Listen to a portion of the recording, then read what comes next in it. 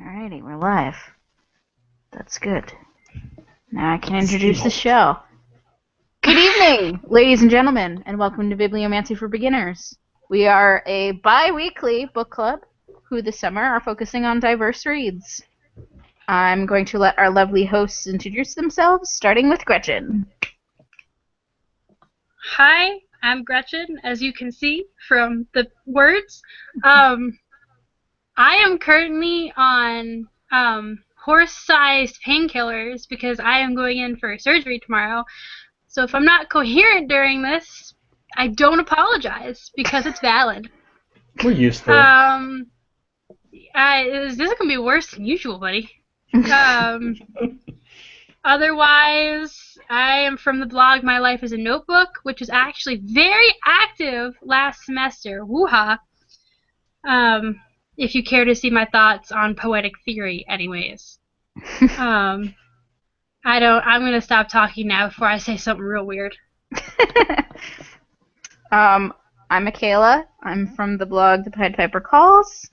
I had a very inactive semester last semester because I was doing a whole bunch of stuff towards the end that took all of my time, like making a literary magazine and stuff, but it is coming back, and there will be a podcast on there that Taylor and I do, and K-pop stuff's coming back, and I'm very excited. Also, book club, yay! so much stuff. I'm Your Taylor. turn. Yeah. I'm also an English major. I actually forget most of the introduction stuff we usually use. Books. So there was like a usual thing for like the first 2 episodes, and then we were like, oh, whatever. Wait. Because Michaela hasn't done her swears disclaimer yet. Right now, I am drinking some very generic jasmine green tea that I brought home from Scotland, which is not at all special because it was, the cheapest grocery store brand. Look at that Scottish generic tea. Heath and Heather. Which, to be fair, honestly, it's rather a charming name. Yeah, it's cute. Alrighty. It's a bed and breakfast. Alright, guys. For today's episode, we read 2 a.m. at the Cat's Pajamas, and if you haven't read the book yet, we always give a spoiler-free recommendation before talking about the book in more detail. First, I'm going to read the Goodreads description for you, though. Madeline Altamari is a smart-mouthed, precocious 9-year-old and an aspiring jazz singer. As she mourns the recent death of her mother, she doesn't realize that on Christmas Eve she is about to have the most extraordinary day and night of her life. After bravely facing down mean-spirited classmates and rejection at school, Madeline doggedly searches for Philadelphia's legendary jazz club, the Cat's Pajamas, where she determined to make her on-stage debut. On the same day, her 5th grade teacher, Serena Green, who just moved back to Philly after a divorce, is nervously looking forward to a dinner party that will reunite her with an old high school crush, afraid to hope that sparks might fly again. And across town at the Cat's Pajamas, club owner Lorca discovers that his beloved haunt may have to close forever, unless someone can find a way to quickly raise the $30,000 that would save it. As these 3 lost souls search for love, music, and hope on the snow-covered streets of Philadelphia, together they will discover life's endless possibilities over the course of one magical night. A vivacious, charming, and moving debut, 2 a.m. at the Cat's Pajamas will capture your heart and have you laughing out loud.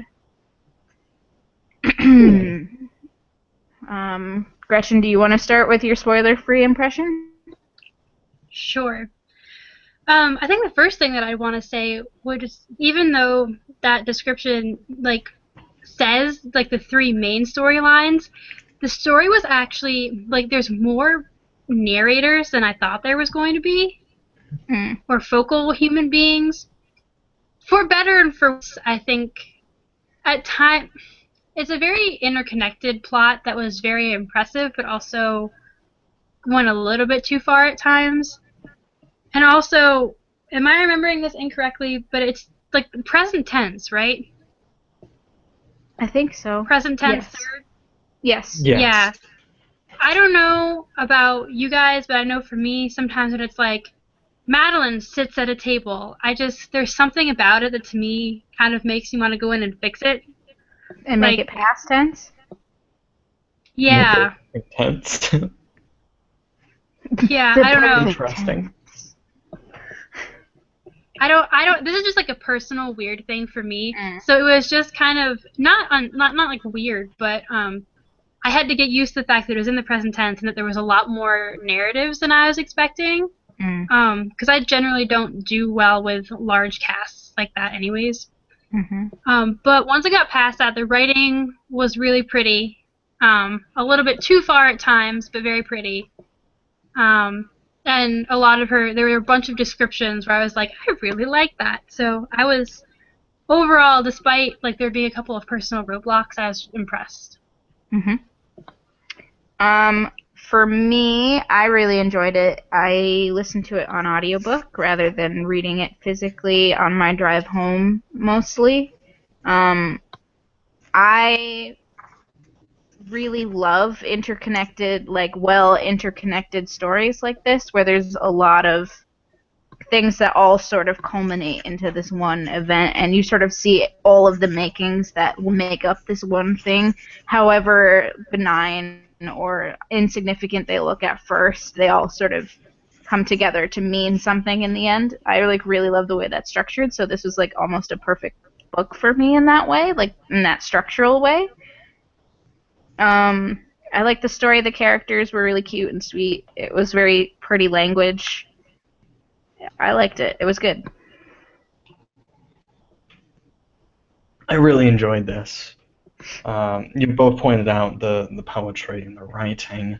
I was not bothered by the present tense, and I found it really gave an interesting pacing to the whole thing. It had some excellent repetition. For example, she felt it as you can feel a plane banking even with your eyes closed. And all the characters have that line refrained to the point where it starts to get kind of funny. Like it's a joke and this very profound thing. Also, on a personal note, this is, as we've already established, set in Philadelphia, which is, to an extent, my city, due to the fact, I live right outside of it, and I am not fond of Philadelphia. I'm not fond of many cities. I don't like the noise. It's very loud. It's huge, like tall, massive buildings, and looms over you. And I think I was won over from the very moment that it. Would you mind if I read the epitaph? I suppose. No, that's fine. Yes, Philadelphia is horrible, but in a very interesting way. There were places there that had been allowed to decay, where there was so much fear and crime that just for a moment there was an opening to another world. David Lynch. I'm like, yeah. Because I also, as much as I hate Philadelphia, the author very clearly loves it for all of its faults and complexity, and I was won over by it, because she describes these locations, and it's not name-dropping, as I was kind of suggesting about The Falconer, which we had read, and I was saying that before we went on air, where it describes the city, but just seems to be saying names of it without actually conjuring the place to mind. I'm really going far longer than I should have for a spoiler-free read-through, but just... This felt like it was set beautifully in a real place, and it was magnificently realized. And I loved it for that, because I'm a little fonder for Philadelphia because of it. Whoa. It melted Taylor's heart. That is not easy to do, guys. So basically Like, what we're saying so is go nothing there. read the book. Now here's a disclaimer. This is a book club, therefore we will be discussing the characters and events of the novel. If you don't wish to be spoiled, then stop watching and go read the book and come back and watch us talk about it after. There's also likely to be some swearing. There might have already been some swearing. We're adults. I feel like I should read this earlier in my spiel. Whatever. If you would like to join us for our next book, well prepared, having already read it, so you don't have to run away, there is a link in the description that will take you to either our Goodreads group or my blog, which will list the days that we will be airing an episode next to the title and author of the book, and usually a link to the Goodreads description of it so that you can see whether you want to read it or just to know ahead of time so that you can join us and be prepared. However, from this point on, there are going to be spoilers for 2 a.m. in the Cat's Pajamas by Marie-Helene Bertino. And we always start with our favorite parts. Gretchen? Favorite part? Oh boy. That's so hard because I think usually I am very plot focused, but I think this novel, due to the fact, the way that how it was written, I was just so focused on language the whole time. Mm-hmm. Which is, again, not how I usually read. So I'm instantly calling words and images to my brain. I'm like, a moment. Although, if I have to pick one off the top of my head, it was when... I love the moment when Madeline sings. Like, the whole end was just like, oh, my feels. But also when Madeline punches the guy... and calls the principal a bitch rag, I was like... This is fucking bullshit. Oh, you... I just spoiler alert to who my favorite character is, guys. But, oh, my heart. Yeah, I'm gonna stop there, or else I'm gonna start describing every scene that had Madeline in it from the book in its entirety. Basically everything to do with Madeline. I don't know, alright. She sings. Yeah. Hold on. Well, what I appreciated so much about the title of this book is that it helps high schoolers everywhere from having to find the climax. It's true. What is the climax of this novel? I don't know. Is there really a climax? The climax of every character's character arc. Wow, that just seems to be 2 a.m. at the Cat's Pajamas. Wow. What? That makes no sense. I didn't notice that until you said it. Oh my god, that mind blown. Wow. You're ready for English It also sort of gave you, at least it gave me during the course of the book, listening to the times being listed. It sort of gave you this countdown clock, you're waiting for something to happen, right? Having listened to it as well, I would agree. Yeah, it was good. Also, the voice actor, the reader, excellent. Go on, Michaela. I had 2 favorite parts. My first favorite part was the bit right after the dinner party where you see all of the people sort of scatter to their own insecurities after having this thing that's supposed to make them feel comfortable and together as friends again. They all scatter off to be by themselves and have an insecure moment. Every single one of them, not when just you flip on the light. Yes, it was they're done eating, so what do? They just panic. I really enjoyed the way that was described. My second favorite was the little vignette of the store owner and his dog. I thought it was such this sweet little moment, and it came out of nowhere. And I was like, why are we following this guy? He loves his dog clearly, but why? And then it made sense later, and I was like, you store owner guy, you're a sleazebag because you're cheating on your wife, but you, that guy. Oh, well, Michaela, in classic life tradition, let's say, our favorites seem to have overlapped. Because if I also had 2 favorite parts. The first bit was with Ted and Malcolm the dog at the store, and it's free pear day, free pears for everyone. I know. I'm just so excited. Just so happy to give those pears to those people because they like his dog, which he loves so much. I know. It was a great little moment. My other, which was diagonal, or adjacent at the very, to yours, was the dinner party. Not the aftermath, the dinner party. Because, one, the guy just has to be like, but who are the Joneses? As if that's a really important question. It's like, but why the Joneses? And they're like, we're all the Joneses. And like, why is this thing? Why do you feel like you're solving something? You're so desperate. Well, and also the lady who's like, I'm so proud of my girlfriend who can introduce lively topics of conversation. Who are the Joneses? Who are the Joneses indeed? It was this brilliant moment of being, I suppose, self-aware to your own like interactions while they are not. Mm-hmm. Rather, because they are not, you're so much more like, oh, this is like 20-something conversation trying to like prove something to your high school friends. Mm-hmm. But I think the reason that scene resonated with me more was obviously what we're getting throughout this book. One of my favorite parts of the writing was just the brilliance with which she sets something up and then breaks that expectation.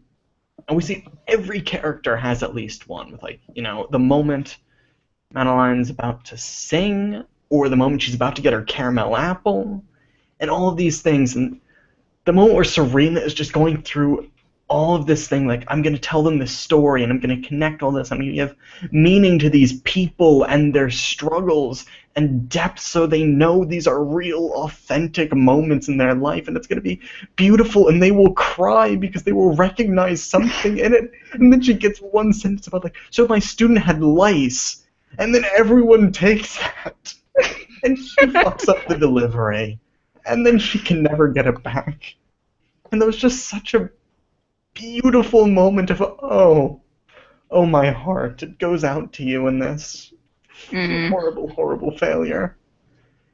I liked that. I thought that was done so well throughout the book. I agree. Do we have least favorite parts or rants?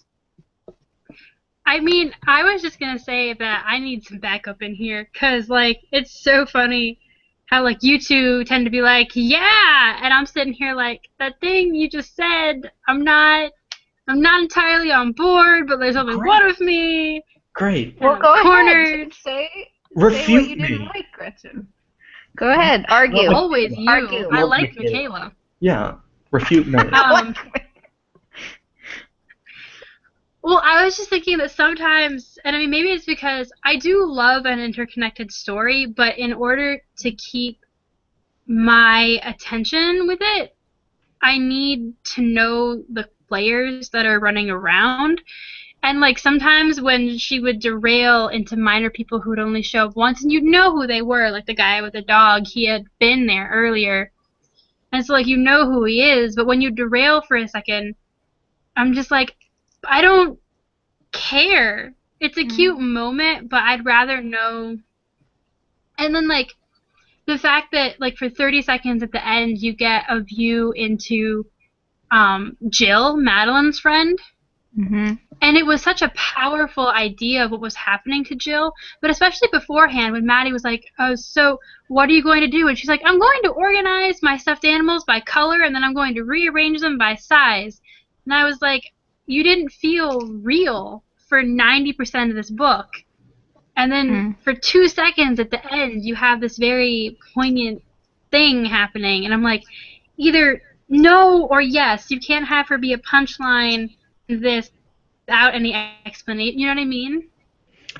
I think that it's okay for that to happen because at that point in time we were in Madeline's point of view, and Jill for Madeline is a punchline.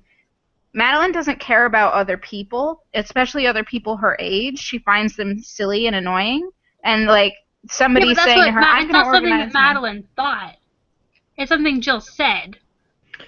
Yes, but it's from the perspective of Madeline still. This is third-person omniscient. We're dipping into Madeline's perspective. Mm-hmm. The scene at the end was to make up for the fact that Jill was portrayed in this way. Because when you think about it, organizing stuffed animals with 1,000 color, sure, that's ridiculous. But she's 9. Yeah. We forget that with Madeline because she, like, smokes and sings jazz, but... and swears. Yeah, It's fucking more than I bullshit. do. Way more extremely than I do. Yeah. Yeah. I guess I'm just like, I was just cranky because like I felt like there was something very unexplored.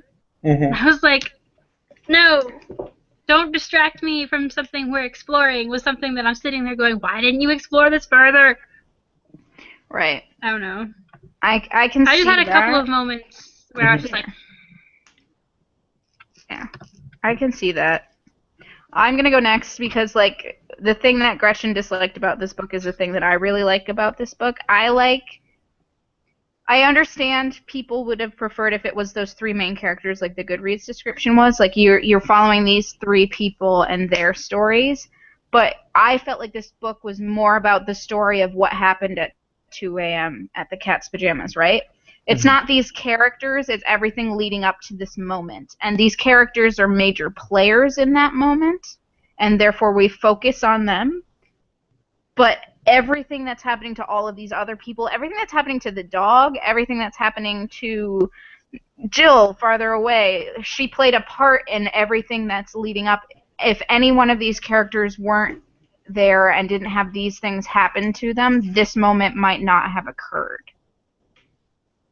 Or might not have occurred in the same way, and that was like really cool for me. Like I was okay with the side characters because I was like, ooh, I'm getting more depth about what's going on in this world, in this city right now. yeah, I'm sure Rants. I like the side characters. Like, I'm not saying that I would have removed them and only had the three. I'm just saying, like, the couple of characters who, like, boing, for like 20 seconds, I was like, what? Wait, no, come back.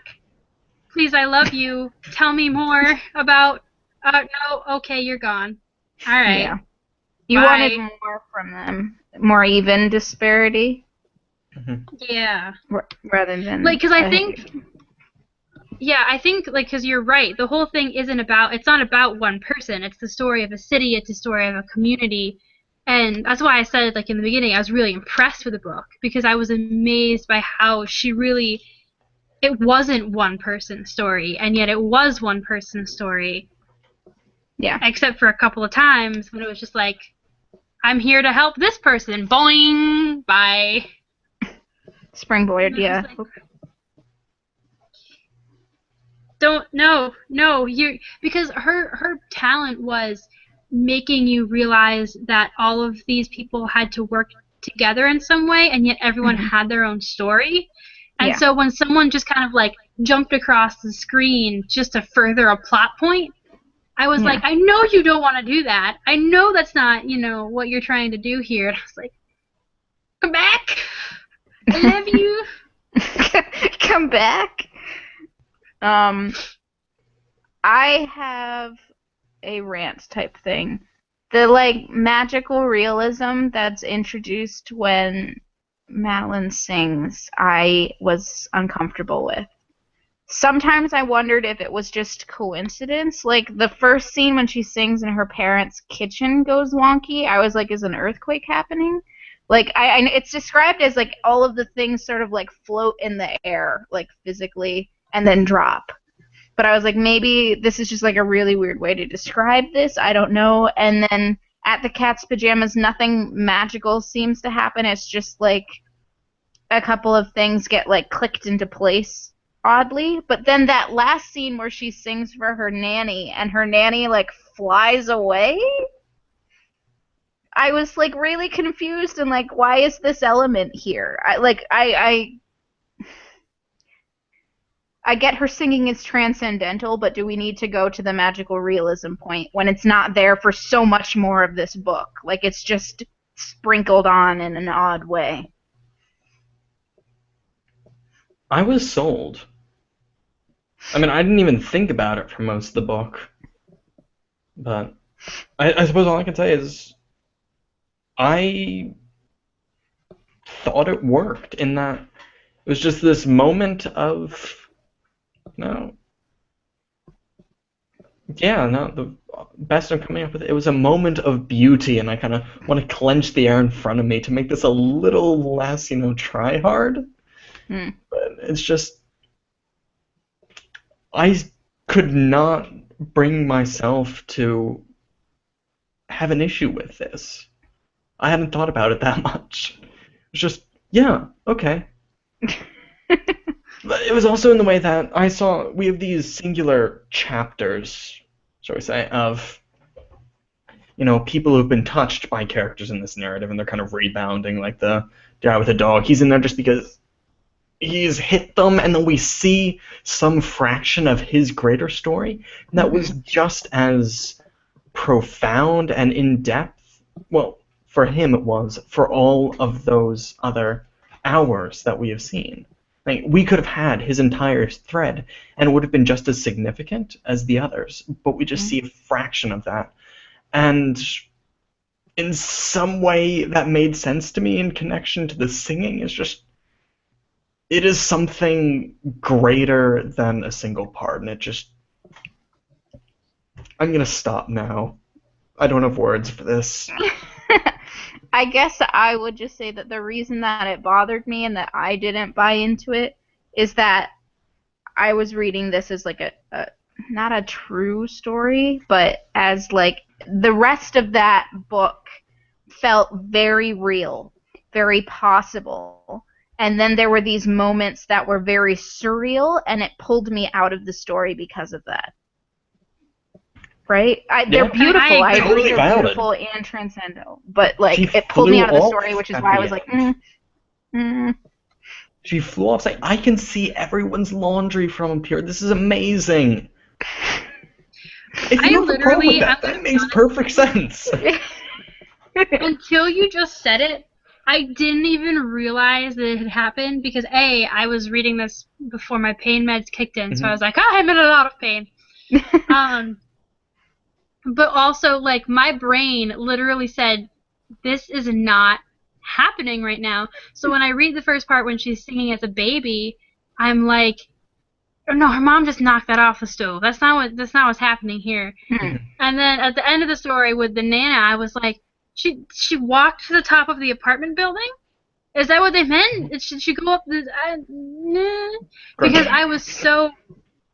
Well, no, because that is my thing with the story, is that each of these people could be a human being. Yeah. Like, they could be so real and so possible. And then I was like, no, this isn't happening here. And I mean, I've read other stuff by Marie-Helene, met Marie-Helene. And so that's something that she uses a lot. So it doesn't surprise me, but literally my brain was so against that possibility. It literally, until you just said it right now, it like hadn't even occurred to me. I was like, no, there's a rational explanation for everything. Gretchen, I would just like to say that until I got to the scene where she literally flew off, I hadn't picked up on anything with the singing. And then I looked back over the scenes like, oh, the principal licking that man's face uncontrollably makes a little more sense now.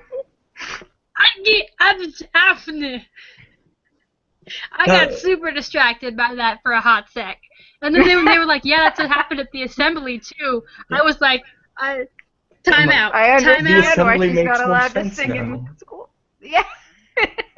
Oh. Like, but those first two scenes were completely, like, you could totally disregard them if you wanted to.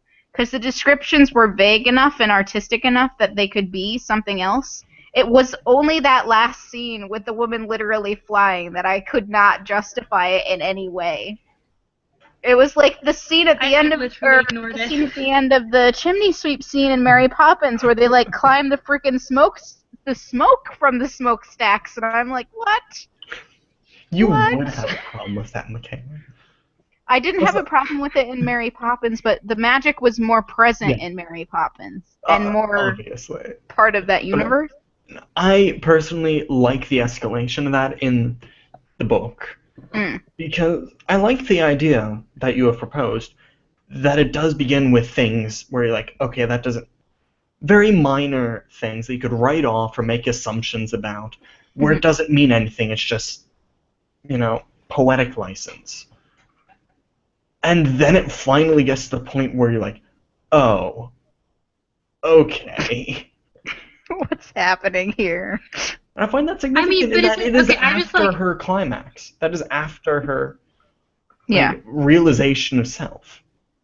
Yeah. And maybe the absence thereof of anything too extraordinary besides, like the principal, who seems really susceptible to that sort of thing. Very uptight. The jazz types, they're very loose with their emotions. This was, something they understood. But it was only afterward that it got to something. For me, for that, it calls into question the realism of the novel for me. When I'm like reading this whole book and committing to the fact that these could be real people, and then that happens and I'm like, oh, so these people are all this way because there's something magical going on. You know what I mean? I don't even know how to articulate it correctly, but it calls, like, it makes me think, oh, never mind, Madeline's not real. It sort of negates the stuff that's been going on in the rest of the book. Let me propose an alternative. Okay. Okay, so all of these characters have that real, true aspect of them, and then the magic follows it. Or magic is real. I mean, maybe if I was reading this and I was 6, I'd be like, magic is real! But I'm about to be 21 and I'm cynical and jaded, and I'm like, well, fuck, there goes the book. Well, having passed the threshold of 21, I can tell you, no, it comes back around. Maybe I just listen to more jazz than you. I mean, that's entirely possible. Right. I don't particularly like jazz, gonna be honest. This would explain things. I'm a fantasy writer, though. Taylor, did you have anything that you disliked? Nope. No. Perfect novel from Taylor's point of view. I mean, I think this novel, everything it is trying to do, for me, it does it. Mm-hmm. I mean, especially as a debut, take this novel and say, no, you could have done this differently. You could have done this better. Everything this novel could be, it is the perfect version of itself for me. Okay. For me. Right. You two are allowed opinions. Right. Michaela's even allowed correct opinions. I had one complaint, and it was for one very small part of the novel. The rest of it I loved. Yeah. Anyway. And there's nothing I mean, you shouldn't be surprised to hear this from me, because anything you two like, I'm like, meh. And anything I like, you two are usually like, eh. So I'll just sit on my island. We need to get more guest-mancers so that they can back you up. And watch every single one of them be with me and Taylor, and we'll all just king up on you. We will screen them beforehand. Yeah, I still want to know what you would have... They're all your friends! Yeah. I think that's already kind of like the line. Gretchen, I still want to know what you would have thought of John dies at the end. Yeah. I still dream of your reactions. I'm going to make you read that one day. It would have been great. Casey loved it. Casey loved it. And you love Casey, so... Who are we to dispute with Casey's opinions? Anyway, sorry, you asked about favorite characters. I did. Ooh, sorry. That was my fault. Besides Casey, my favorite character... Casey exists in this universe. I don't know if I've been clear on this or not yet, but my favorite character was Madeline. That was so well done about how she is like this very old and yet very young 10-year-old or 9-year-old, about to be 10. Yeah. And I mean, that whole first opening scene with her like making the eggs for her dad while also like grading herself on her singing and her dancing, and I was just like, and then it gets on later and she's like, the reason Madeline didn't have any friends was that she was a jerk. That was I was like, beautiful moment. You got better? How did you get better. It's like I suddenly just like I she's real. I was She so is a jerk. because like usually there's a tendency for the little kids in novels to either be like perfect little angels or snotty little brats that are too far in either direction. And with her, it was just like, okay, like I don't know. I was there for Madeline without a doubt. I was there for. I enjoyed the other characters. For once, I don't think there was a character I disliked really that I wasn't supposed to dislike. What, Claire Kelly? You totally disliked Claire Kelly. Oh, Totally disliked Claire you were Kelly. gonna do Hated that her. redeeming Jesus. chapter of her mourning, but then we just hate her more. Yep. Yep. Gretchen, I Yeah, would but anyways, also. I'm done. I gotta stop. But Gretchen, I would respond to your comment about how she has that moment where she's maybe it was like the text acknowledges that she is a jerk when she's sassy. It's like, oh, it's so funny, but like, no, this makes people not like you for good reason. Yeah. This just made me think of YA Lit, where you always have that like sassy character and you're supposed to love them, but even then you're like, You're kind of a dick. it's trying to hide the fact that if you knew this person, you would not like this person. Yeah. You would follow them on Twitter. I mean, that's why I don't like but you would not want to be friends. Exactly. Exactly. But I, unlike a YA novel, am acknowledged as kind of be a jerk to Gretchen.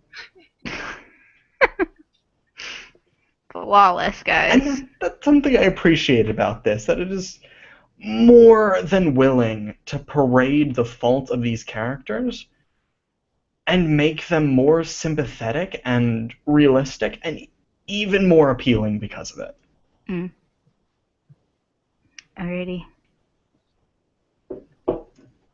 Anna pipes in that sassy characters are perfect characters. Well, Anna has an opinion. Yeah, Anna. Anna is kind of a jerk. Anna is kind of a jerk. Alright, I'm gonna give my favorite So Anna character. knows. Hold on, wait. Taylor, who do you think my favorite character is? Oh, I didn't put too much thought into this. It's one of the minor Gretchen. characters. There's your hint. Oh no, I'm blanking on characters. Oh god. Are you giving me a countdown? I have two. One is a minor character and one is a major player. Okay. So now you have a higher chance of getting God. one right. Sunny. No, but he was awesome. I did like him a lot. He was the sassiest one I could think of. Alright. I'm gonna go. Go on, yeah. The side character was the bassist in the band Emo Son of the Bitch. I don't remember your last name because it was only said a couple of times and it was weird.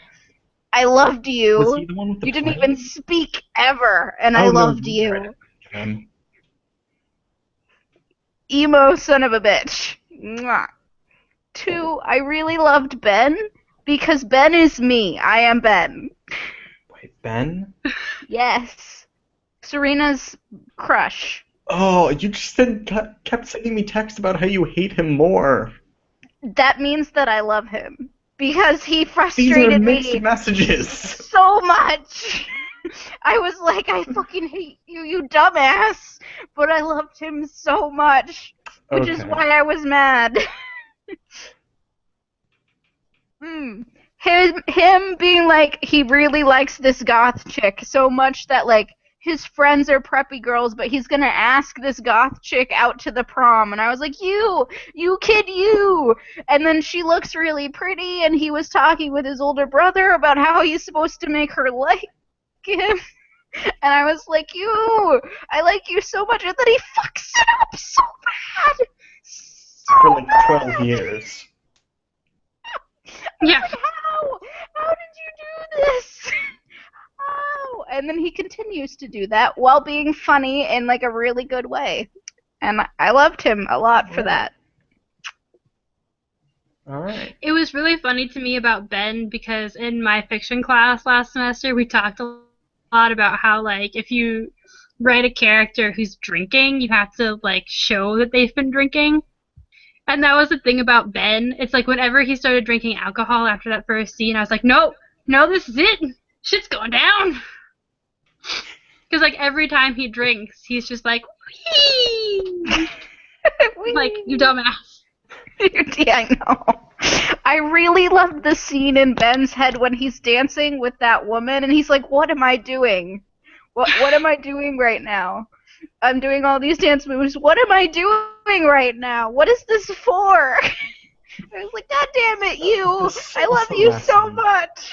The salsa scene was those lessons with the wife. She's like, "You've been lying to me about being good at salsa."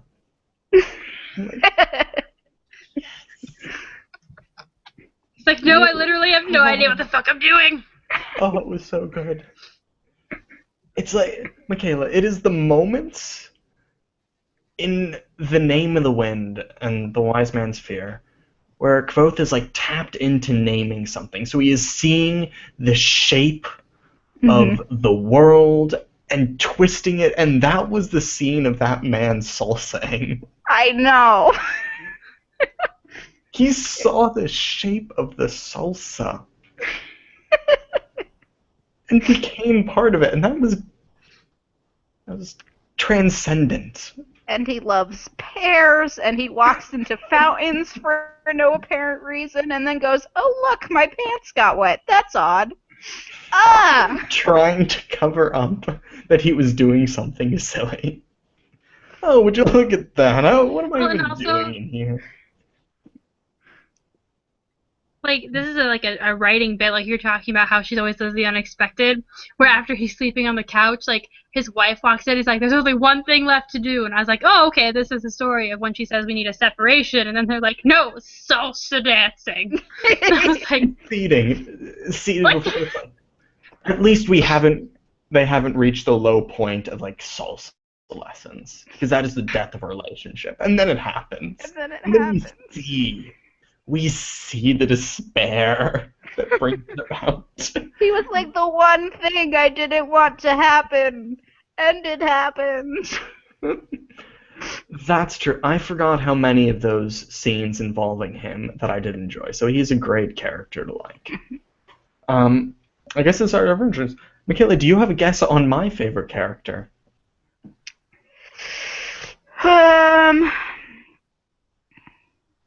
It's not Sunny, because you said Sunny already. Yeah.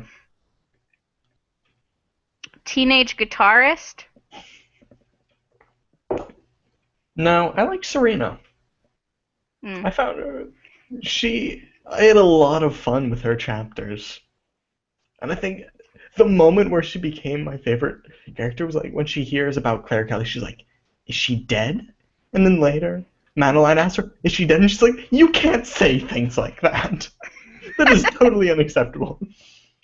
And then later on, Serena is me. Like, is she dead? But like right next to the microphone. Yeah. Loved it. Oh my god. Is she dead?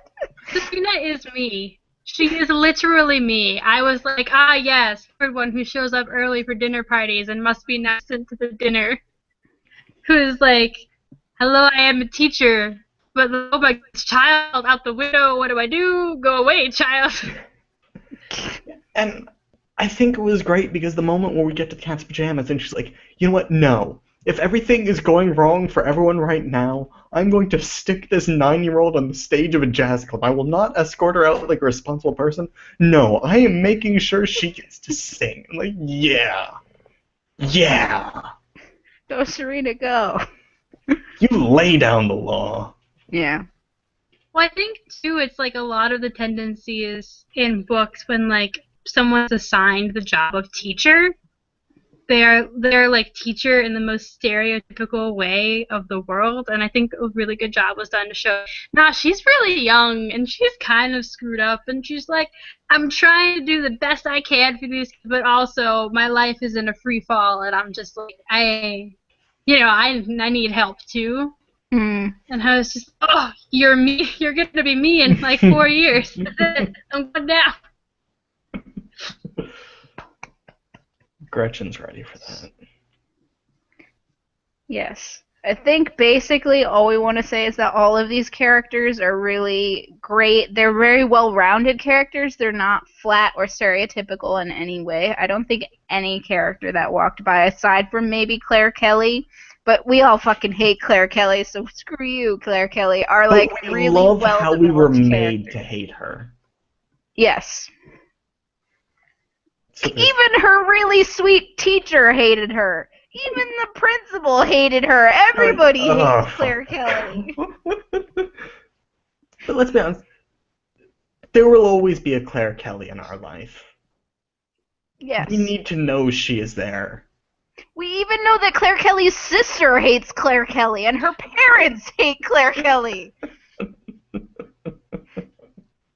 Ugh, Claire Kelly. I like that though, 'cause even in that, Claire Kelly is then a well-rounded character because we're used to the Claire Kellys being the ones that are liked, Everybody even loves. though Yeah. they're absolute bitches. In that, it's like, yes, thank God Claire Kelly is here to sing, but God damn it, I hate this child. But only because we have no other option.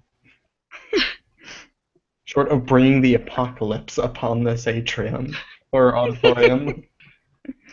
Oh, A no. daughter of all this, or a daughter of a prostitute?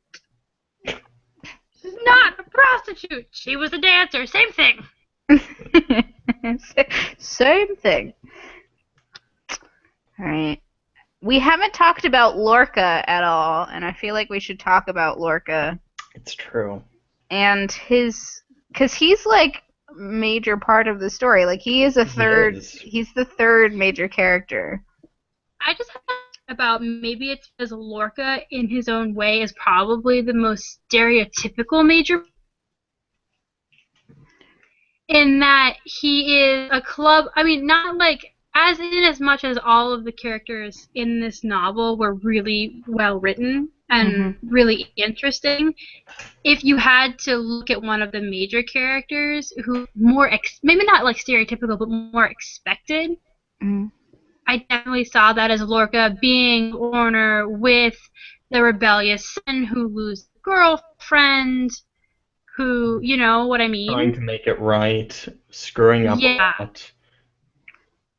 Yeah, I feel like his club on the wrong side of the law sort of deal. Yeah. Yeah, and I felt like this story was the one that maybe I had read before. In a certain way. So it was done very well. It's just the other two ones were very much new to us. Right. Yeah, it's not a case of like who's the worst. It's just honest. I liked the other two better. Right.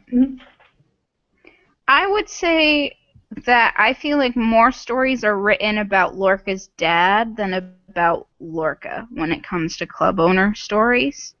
There are a lot of the rundown dive club trying to piece it back together, but there are so many more stories of the son who's the prodigal son, who's great at jazz, whose ear is the best, who makes this club the best that it can be. And then there's that guy's son. And that's the interesting part about Lorca, is that he's the shitty son who is ruining his dad's bar, right? He has to sell his dad's prized possession to save his dad's bar. Like, that's the interesting thing about Lorca, is his own, like, incompetence. Yeah. It's just really funny that you say that, because I was thinking that I've read way more stories about the son of the son who, like, is in the shadow. And maybe YA would be about the children, whereas more adult novels would be about the adult thriving, rather, not striving, thriving. Striving for greater. So but it's one of those things. It's like, what is stereotypical? It depends on what you've read and like who you are. But for me, that was my feel. It was like this is out of all of the stories, this is the one that I've vaguely seen before. Lorca's also the only one who has sex. in this novel. Fails to. He has it. He just didn't do a isn't very very good good job at of it. it. I don't know. Or had negative reviews. I mean, you know he's missing his girl. He's like, nah. His penis is like wrong chick. Yep. It was a very Exactly how it goes. How sad and uncomfortable that sex scene was. Like it was like. Oh, I was wincing. It was so bad, but like that's the way it needed to be. The one line of him like slumped in the corner next to the toilet, like that's what bathroom sex is. Like it's not like sexy like so many romance novels make it out to be, of like there's so much passion and they just go into the bathroom and it's this really lovely thing. And it's like, no, it's gross. Really? It's gross and sad. That's all it is. That happens a lot in romance novels. Yes. I can tell you as the person who guilty pleasure reads romance novels. I'm sorry you have People to read have that. a fascination of sex in bathrooms. That's At gross, least though. I really want public to read. Those are never So clean. it's probably going to be a romance novel, but I really want to read the romance novel of germaphobe. Like, I don't. whose partner's like, this would be really sexy, and she's just like in there with Lysol wipes. Like, nah. Not about this. Yeah. I mean, it is gross. Because that was a bowling alley / strip club bathroom. Like that's. I the was trying to grodiest puzzle bathroom. that whole affair out, and I just didn't really want to. It's like. So you know how like some establishments have drugs in the back room? Oh no, I This understand. establishment has strippers in the back room. Like, I get that, but at the same time, it's so scummy. That's like the lowest of either events you could go to. Yeah. Like, I think you that's have why they zero were. standards for either bowling or for strip clubs. And I like that the bachelorette party was in the bowling alley. Oh, in the bowl. I was gonna say that it was in the bowling alley. It sounded They're like they "We're had at a some strip club overlap, place. though. Bowling. Because they mentioned like one girl who had passed out in the strip club area or something. Yeah. I think. Yeah. I don't know. It's I think cheeky. 'cause I she liked passed it. out. Yeah. It's that awkward moment where, like, because the strip club seemed to have at that time like female strippers, so unless that was a gay bachelorette party, which is fine. But like, just imagine the awkward moment of like, all right, bachelorette party, we're going to the bowling alley, and then like the husband to be walks by to go to the strip club. Like, Well, this no, is they get to weird. the strip club, realize there are no guys, and like, okay, well, we'll split the party. So some of them go off bowling. Well, at least we have bowling. No, I don't know. I just I saw that punchline going further. Yeah. Are there any more main characters that we didn't talk about that we should, or we feel like we should? I just want to brief shout out to the Cubanistas. Aw, man. Oh, Emo, those son of a sequins. bitch, whatever your name is. And like Ew. the guy pretending to have a Cuban accent. Like, Max. You mean all of them? I liked Max too. Good. Cubanistas, good. What was nice about the audiobook is the reader went for a sort of like Spanish Cuban accent on it, so it was a nice touch. It was very clearly not an actual accent. Right. Which is exactly what that accent would be. Yeah, so nope. it was well done. Okay. I kind of wanted to talk about the end climax of this novel. The caveat of the magical realism in this was that whenever Madeline sings, people get what they want. But the cat's pajama closes at the end of the book, right? Mm-hmm. So the thing there is that Lorca actually wanted the club to close, despite spending the entire novel frantically trying to save it. Yes. And like, Well, I think what did you think of that? It's the story, like, I thought that was the way, really, that his story could resolve itself, because all of his problems were stemming from that club. Like, Louisa was leaving him because he spent too much time there. He didn't have a relationship with his son because he spent too much time there. And really, it just seemed like he was just consistently trying to keep living his father's life in that way. And so it just seemed to me like it would have been something he could have enjoyed if there wasn't all of this weight on him and it wasn't taking so much away from him. Mm-hmm. And so it just really struck me as like, he's going to go out now and be like a music critic or something and be able to get what he really wants. Which is the relationship with his friends, the relationship with his son, hopefully maybe a relationship with, if not Louisa, someone else. I do see that, like, he would be happier with that ending. I just don't know if he, at the point in time where one gets what one wants, would have realized that that's what he actually wanted. Yeah. Something with all of these characters' arcs, and the three main characters, but then everyone else, they all were dealing with the pressures of, what they were expected to be doing. Like, Serena has that dinner party where it's all these people who are, like, supposed to be the models.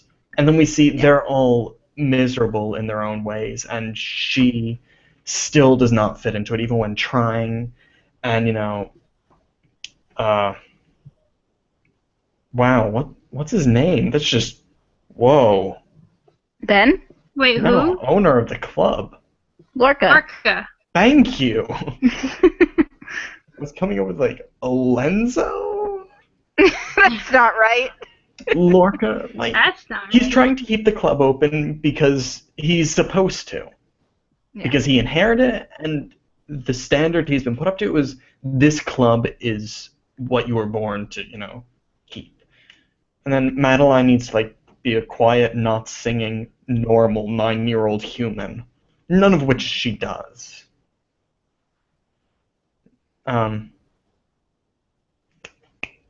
So I found that was just a very fulfilling moment for Lorca, where it's like, this isn't necessarily what he realized, but it's everything he could have actually wanted. That is, all of these characters in this moment able to move forward in a direction that they actually want to.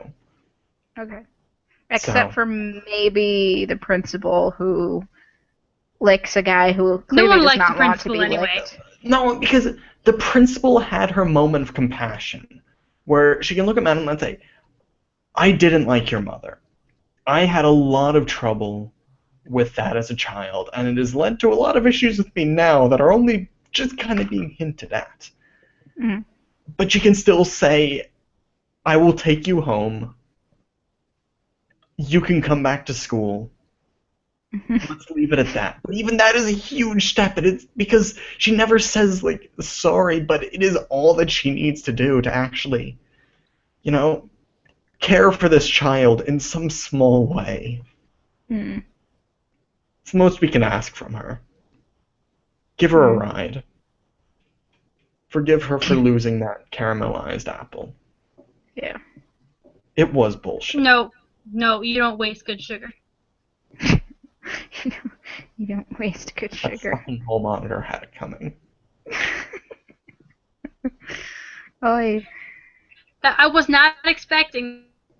And then she's just like, kapow! And I was like, I love you. Because she like, I'm glad you're not my child, but I love you. Serena comes in and she's like, no, don't worry, I made you one. And Madeline's like, it's perfect, it's everything I ever wanted, and then BAM! Over on the far wall, dented, dirty, and just that small dent in it. It's like, oh, it can never be perfect. It can never be whole. It's good. Good writing. Good storytelling. Good story. Is there anything else that you guys wanted to talk about, plot-wise or character-wise or anything? Nothing comes to mind. And should we wrap up? Yeah. We can. Alright. I just had like one small thing that I want to say at the end, but Okay. like end, Go ahead. not necessarily. Go. Oh, Oh. I was going to do my duty, and I actually meant to wear my shirt to this before I was in the hospital. But I said earlier in this this video, whatever, if you're watching this recorded, that I met Marie-Helene Bertino, and it was through a program at Ithaca College called the New Voices Literary Festival. Marie-Helene was one of the first new voices to ever come visit. And it's 2 days of panels and readings, book signings that are totally open to the public. And so if next April you happen to be in the Ithaca area, you should totally come stop by. That is because Ithaca, New it York. should hopefully lead into, yes, Ithaca, New York, not Greece. Don't go there. I hear there's monsters. You're a bit blown off course. You got your own Odyssey coming at you. And because this should hopefully lead into Michaela's next announcement, our next author that we will be reading in 2 weeks may or may not be coming. I will have to get back to you in that next episode. But either way, we always bring super cool authors, and maybe Michaela can put the website link in this video. I can do that. But yeah, come meet them. I can say that Marie-Helene is some human being who is just funny in real life as she is in this book. So. Excellent. Alrighty. So, I'm going to let you know what book we'll be reading next, which is An Ember in the Ashes by Gretchen. Do you know how to pronounce her name? I keep saying Sabah, but I'm not sure if that's true. Okay. As her first name. I honestly don't have that book next to me, and I forget her last name. Sabah Tahir, I think. Tahir? Maybe? Hopefully, I hope I'm not butchering that name. Yeah. Which I don't have a lot of experience reading or saying, so I'm sorry if that's wrong. It will be in 2 weeks from today on Tuesday around the same time, like 9 o'clock-ish, hopefully. That is June 23rd. June 23rd. We'll be talking about that. So you have 2 weeks to get the book and read it, and then come back and we'll talk about it together. And bring me a birthday present. I'll be 21 by then. Let's see. She'll be 21 by then. The week after that, or the 2 weeks after that, when we do our next reading, will be the day after my birthday when I'll have turned 21. It's just a big party over here. High five. I guess we can shout out our social media stuff. So if you want to find one of us and ask us questions, or just think that we're funny and want to follow us on the interwebs, you can do that. All of the links will be down below, but just let you know. I just pulled off the best wing, guys, by blinking twice. Gretchen, where can people find you? Yeah. Check out my blog, My Life is a Notebook, which is at adkwriter15.wordpress.com. There's also my Twitter, adkwriter15 is all my Twitter handle, and my Tumblr. And if you want to be on Facebook, My Life is a Notebook, and I'm just under my name, Gretchen Hohmeyer, on Goodreads. I'm over there. I also will be in control of the Bibliomancy social media, I can still believe, for the foreseeable future, since it is my pit coming up. And as long as I am not too drugged out, it should be entertaining. I have to teach myself to use Vine. It will be great. Like I said at the beginning of this video, you can read my blog, which is the piedpipercalls.wordpress.com. If you want to find me anywhere on the internet, it's at piedpipercalls, including Twitch, where occasionally I stream video games and such. Yes. All right. Hey. My Twitter is E.T. Greenwood, right? You remembered!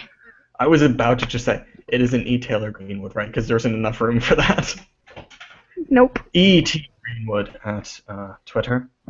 If we're handing out our Twitch things, which are totally related, I have a Twitch actually. That is Telade, which is TELADE, which was from a very handy username generator off the internet, which helps with things.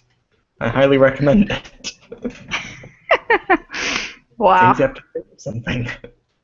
Wow.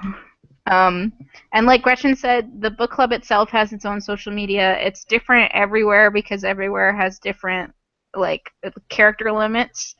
Bibliomancy 101 on Twitter and some variation of Bibliomancy for beginners on Instagram, Vine, etc.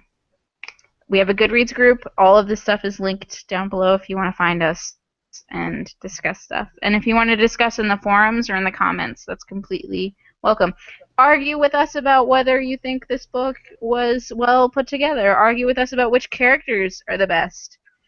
I don't know. Me. Support Gretchen. That's she cool. has no partners in crime.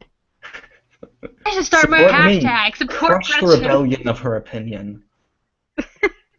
You will crush me. Oh my goodness. All right. So we'll see you in 2 weeks. Bye.